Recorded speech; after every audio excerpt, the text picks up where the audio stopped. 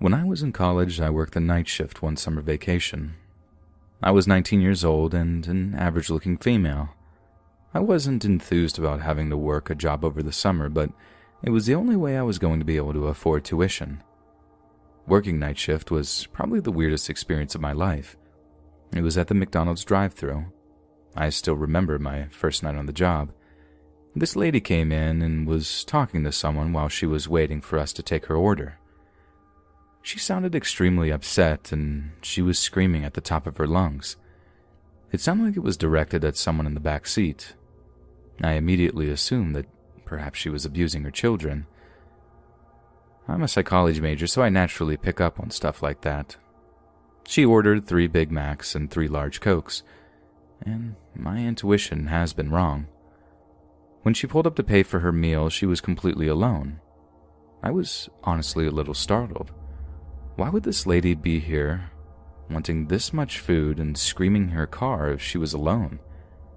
I couldn't wrap my head around the situation. She was otherwise polite. She was nice as she spoke to me and paid for her food and left. She even told me to have a good night. She had been the only customer we had in probably a 45-minute window. And after she left, I saw some of my coworkers laughing at me. I asked them what was so funny, and he told me it was my first encounter with Schizo Susan. They told me that she regularly did stuff like this and always showed up at all hours of the night to order seemingly too much food. She was always yelling at people in her car, but there was never anyone actually in her car. They didn't actually know her name, so they just started calling her Schizo Susan.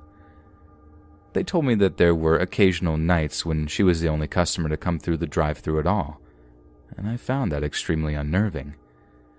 I immediately started wondering what was wrong with this woman. About a week went by. She came in every night just like they said, and in between speaking to me to order her food and picking up her food, she was always yelling at someone. I couldn't take it anymore. I had to know what was up, so I formulated a plan. I was just going to ask her who she was speaking to. You know, play it off like I thought she was talking to me. It was the best I could come up with without seeming abrasive. I remember it being a Friday night when I decided I was going to go do it. I had chickened out a couple of times, but I figured that since I don't work the weekends, may as well try something new to end my last shift for the week. Well, the night that I did it, I listened into her screaming for a few more seconds than I normally did. You see, I can listen to what people are saying through the McDonald's speaker without them necessarily knowing that I'm listening. If I don't say anything, they would never know. I normally never did this because it's kind of frowned upon. I'm pretty sure there's some kind of rule against it, but I listened for maybe 20 or 30 seconds. I listened for long enough to know that she was yelling at someone named Darian. When she was in the middle of saying something, I interrupted her and said, "I'm sorry, ma'am, were you speaking to me?" She just replied, "No." Okay, I thought to myself. I knew that I had to try something else. I asked her if Darian would be ordering with her. Then she was silent.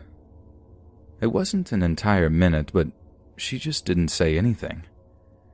After the second time of asking her if she was still there, she let out a banshee of a scream. It was the loudest thing that I've ever heard in my life. It really hurt my ears blasting through the intercom. The McDonald's microphone system is already pretty loud, but when someone screams into it, trust me when I say that it's the most unbearable thing you've ever experienced. I was also surprised at how long she screamed. She had one deep, guttural scream going for like 30 entire seconds. In the moment, though, I was scared for my life. I also got really worried that I was going to lose my job. I felt really guilty for asking, like it was my fault for setting her off. In retrospect, I don't think I really did anything horrible to her. Literally just ask her if the person whose name she was screaming just a minute ago was also going to be ordering food. He didn't actually say anything when she screamed. It was just kind of a violent and guttural screaming. I was really taken aback there for a minute. How the heck do you even respond to that? I asked her if she wanted to continue placing her order, and that's when she just drove away. She floored it and drove way faster than she should have, and as she drove by, I saw her face looking at me through the window. It must have only been a split second that I could see her, but I got that one really good look at her. She looked extremely distressed, and as if things couldn't get any weirder, the microphone system stopped working correctly the rest of the night. I think she screamed loud enough to break something in it. That was hands down the weirdest thing to ever happen to me throughout any job I've ever worked. And this weird lady just disappeared after that. She stopped coming to McDonald's altogether.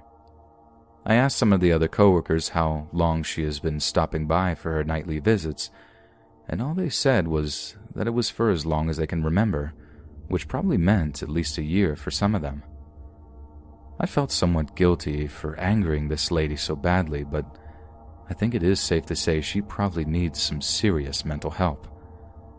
I haven't worked at McDonald's in a long time, and I don't ever plan on working fast food again. I just hope that wherever that lady ended up, she got the help that she so desperately needed.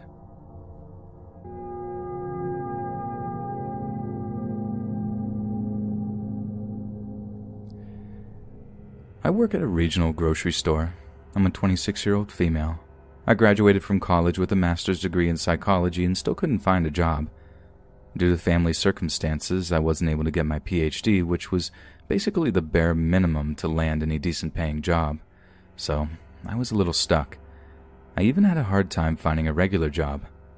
I had applied to a bunch of lower positions, but I kept getting rejected because I was overqualified. Over and over again, people told me that I would get too bored on the job, and so they wouldn't hire me. This made me livid. After a certain point, my student loan payments were due and I really needed the money. I had to ask my cousin's friend for a job. He was the manager at this regional grocery store. Literally the only position they had available was stocking shelves on night shift. I couldn't believe myself. I was so ashamed. I felt like I'd wasted years of my life and thousands of dollars in debt just to get a job anyone could do. But either way, the job itself wasn't all that bad. I was allowed to listen to my earbuds while I worked. This meant I could turn on my favorite podcast while working. My favorite murder, if you're wondering. I must have worked there for about a year before the big change came. Previously, the store closed down at 12 in the morning, but for whatever reason, that policy got changed and it became a 24-hour store with the exception of holidays and Sunday nights. It really sucked. What used to be my podcast and stock the shelves time kept getting interrupted by stupid customers asking where things were. That was fine. I didn't mind helping people out. I worked there after all. But they would literally ask me where the most obvious grocery items were. So many times I couldn't help but think, are you literally blind or stupid? But then there was one night when a very strange man came up to me. He had really buggish eyes. Entire body was round, and he had the longest nose hair I'd ever seen on a human being. It was like he took the hair right off of his head and glued it into his nose. I was down on my knees stocking the bottom shelves when he touched my hair. I had my hair in a ponytail that night, and he lightly caressed the part of it that was touching my back. I jerked back and asked, "Excuse me?" He tried playing it off like he had arthritis, but I knew that he was just being a creep. I asked him what he wanted. He stood there for a second. He seemed to be thinking of what to say, but only one word came out of his mouth. "You." He walked up closer to me and then started to smell my shoulder. It felt so weird, and I don't think I could have been more creeped out. I told him that if he doesn't need any help finding any items, then I had work I had to be doing. But he kept standing there. He started smiling real wide and then hugged me. "It's okay, darling. I'm going to take care of you." At this point, I was screaming inside of my own head. This freak was crossing a million different lines. I pushed him off of me and ran to get my manager, who was a larger guy. He'd have no problem fighting this creep if it came to it. The creepy guy followed me as I went too. The nerve on this guy. When he saw my manager down the aisle, he must have had second thoughts because he turned around and started running away. I explained to my manager everything that had happened, and he said he'd take care of it if that guy came back again. And that creep was smart, because he waited a couple of weeks before he did come back. He waited long enough that the incident would not be on the tip of anyone's mind. I wasn't expecting him, and neither was my manager. I was standing there stocking a shelf like I always did, and all of a sudden I felt someone tugging my hair. They tugged really hard, and it really hurt my neck. They totally overpowered me and started dragging me across the floor. At this point, I hadn't even realized who it was until I looked up to see that man. He must have dragged me a solid 30 feet to the exit before someone saw what was going on. It wasn't my manager, but it was another one of the girls who worked with me. She started screaming like a banshee and running at him, and for one reason or another, he decided to run away again. I was beyond relieved. I couldn't believe that he was just going to walk up to me and start dragging me out of the store by my hair. What kind of psycho does that? It was all just truly horrifying. This was finally the incident that convinced the store owner that we had to have security if we were going to be open at night. We had a security guard somewhere on the premises after that, and I felt a lot safer. I'm still looking for a job in psychology, and I really hope I can get one soon. I felt like I really needed a break after having gone through all of this. I think this still scares me so much because it involved my daughter. It's the summer of 2016 and we just purchased a new house. The washer and dryer included with it were brand new. We already had a set, albeit much older. We saw a chance to make a little money and listed them on Craigslist. I hadn't even been aware of the place before my son suggested it. It was surprising to me how fast the call started. We expected it would take the weekend at least before we had a buyer. Several people wanted to pick it up the following morning. Unfortunately, our family was traveling to a reunion and wouldn't be around to let them in. Every caller was told whoever arrived first Monday morning would be the lucky buyer. The terms were set and we headed out the following morning. That night we received a panic call from our daughter. She had stayed behind because of illness. Something truly scary and extraordinary had happened just hours before. She said she was laying in bed, watching TV and heard a loud crash. Then, voices echoed from the living room. Not sure what to do, she stayed still and listened. When she was certain it wasn't us, she grabbed her phone and hid in the closet. The voices of two men drew closer and stopped outside her door. They were talking about looking for something. She feared that they were there to kidnap her. The dispatcher kept her calm and they made small talk until the cops arrived. A ruckus could be heard coming from the living room along with some yelling. Then, everything went silent.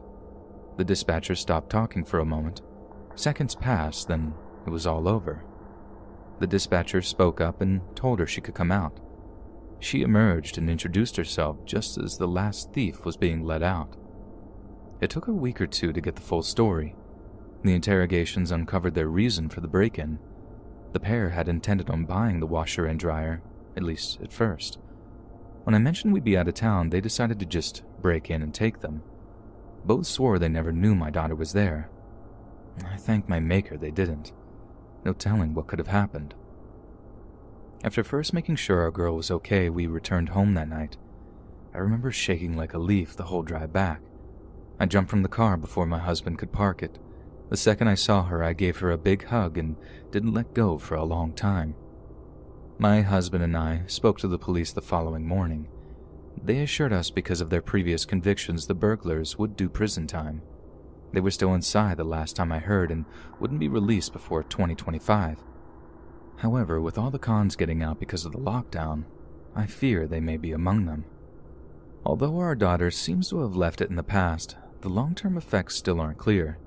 If they are released early, I hope any hidden trauma doesn't rear its head and set her recovery back. As for the washer and dryer, a nice young couple picked it up that Monday morning. We happened to run into them a few months ago, and they said both units were still working well. I mentioned to them what happened that weekend, and they were shocked, but still able to find the funny side. I'm glad things went well, and we were both able to laugh about it now. Every day we hear of families that weren't so lucky, and I'm thankful to not be among them.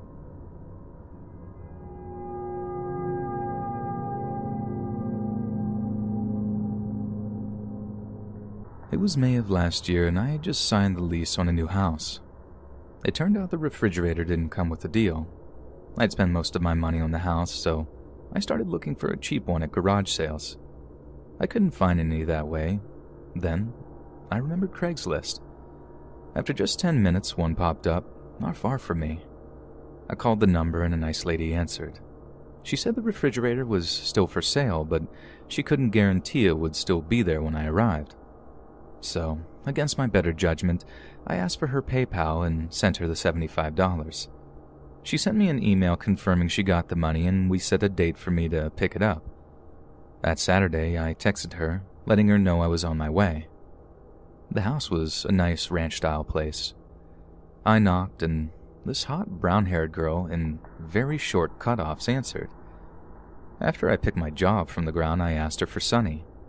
She said that was her and showed me inside. I had zero reason to be nervous. Like the outside, the house was nicely finished and smelled clean. We made small talk for a few minutes until this big dude, at least 6'5". She introduced me to him as John, her boyfriend, and she said he would take me to the refrigerator. She disappeared to the back of the house and I never saw her again. John led me through the kitchen to the garage. He opened the door and pointed to the refrigerator. It was all the way across from me, almost sitting against the overhead door. I could barely see it because the garage itself was so dark. I asked him if there was a light, but he said it had broken and they hadn't had the chance to fix it. No big deal. He had to open the overhead door so I could move it out anyway. I asked him to raise it, but he said it was also broken. He apologized. I was just going to have to bring it through the house. This annoyed me, but I had no choice at that point. There was a little light shining in from the house. It was going to have to do. I took 2 steps, maybe 3, into the garage before I realized that there was plastic on the floor. I looked down and saw that it covered the entire floor. This is when I began getting nervous. I couldn't think of any reason why it would be there except I stopped in my tracks. John's shadow began drawing closer. Everything inside of me said to leave. Suddenly I turned around and walked quickly back. I was surprised to see how close John was actually to me, but I kept going. I weaved around him and said, I forgot my dolly in the truck. I'll be right back." There was a dolly leaning against the wall not far away. He pointed to it and began to say something, but I didn't stop. When I was sure he wasn't behind me anymore, I ran the rest of the way, out the door, all the way to my truck. I hopped in it and tore out of there. I don't know what happened after that. I got a few texts from Dawn, but I erased them without reading them. When I got home, I logged onto Craigslist to report them. I was shocked to see that the listing was already gone. I looked around for another 30 minutes to make sure. They must have erased it right away. I also called the police and made a report. They seemed a little dubious of my claim, but promised to check it out. I never heard from them again, and I don't much care. I'm alive, and that's good enough for me. As for the $75, there was no way I was going to ask for it back. It wasn't worth getting involved with those freaks again. I haven't gone on the site since then. The whole system strikes me as risky these days. Anyway, I got lucky a week later. There was a garage sale in my neighborhood that had a used refrigerator. It was $100, but a lot nicer than the one, and it serves its purpose just fine. As I wrap this up, I don't want to give people the wrong idea. I don't think Craigslist is dangerous for you to use. Thousands of folks get stuff off of there every day with no trouble. But after what happened to me, I just don't think it's worth the risk. However, if you do find something on the site, you just have to be careful. Bring a friend when you go to get it. If you can, meet in a public place during the day. Most importantly, though, use your head. If the situation seems sketchy, bail. It may mean the difference between life and death.